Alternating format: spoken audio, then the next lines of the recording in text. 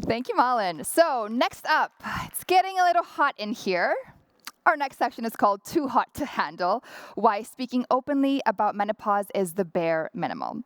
So menopause doesn't come with a handbook, and our next guest is telling us how to write it together. You know, it's our data, it's our story, and our voice is shaping smarter tech for women's health. So let's learn why speaking openly about menopause is the bare minimum.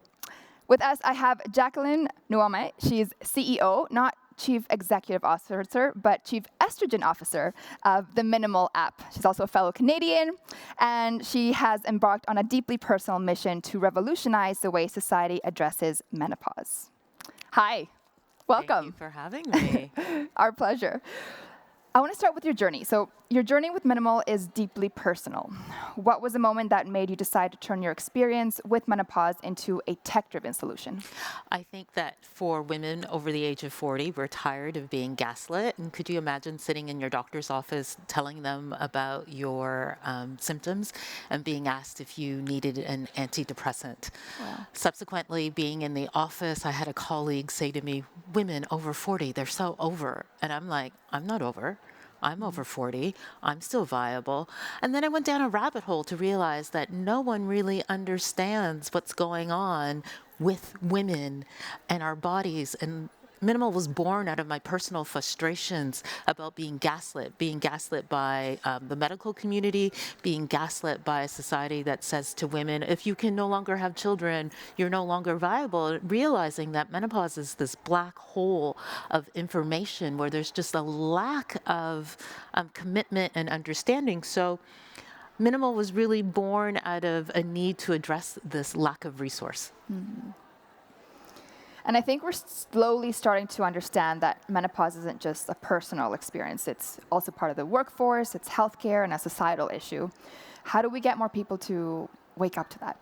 I think we need to, first of all, look at this and understand that menopause is not a disease. It's a stage of life.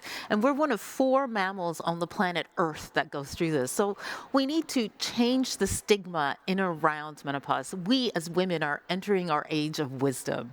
That's the first thing. But beyond that, women over the age of 40 have the highest amount of absentee rate from the workforce. And by 2027, will account for 1.1 billion women worldwide. Wow. So there's economic impact, there's workplace impact, there's societal impact, there's family impact. So we have to change how we engage with the stakeholders. And the first thing we need to do is empower women to feel better about themselves, but also look at the economic impact. So for example, in the United Kingdom, a woman won a workplace discrimination cause because she was fired because she was having a hot flash and she went to the bathroom to calm herself down. So we actually have to change how we talk about the symptoms, and we as women need to take away the sense of shame that we feel about the changes that are going on with our body. But in addition to that, in the workplace, our employers need to understand that women need to be given allowances. And then finally, medically, do you know that doctors only receive a half a day of training on the subject of menopause? So I ended up educating my own doctor on what I needed and wanted, and he ended up asking me where I received my medical training.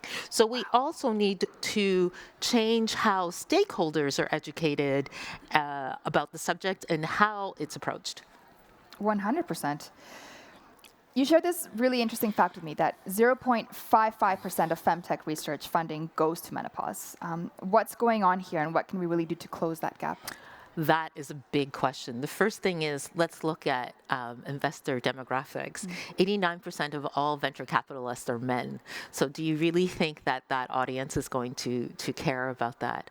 I kind of flip it and say, do you know, look at all the money that went into andropause and managing erectile dysfunction.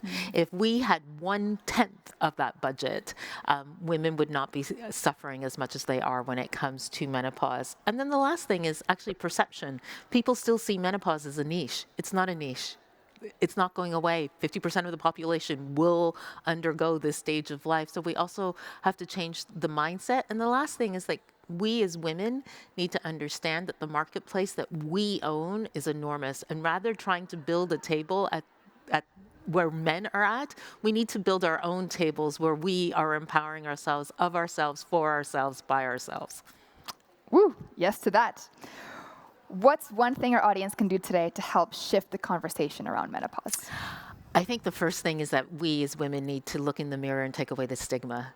I think for me, that is the biggest thing. I like to say, this is not my mother's menopause. I remember when my mother was undergoing the change of life, and her and all of her friends were whispering, let's not whisper, let's talk about it, let's own it. I think the first thing is understanding.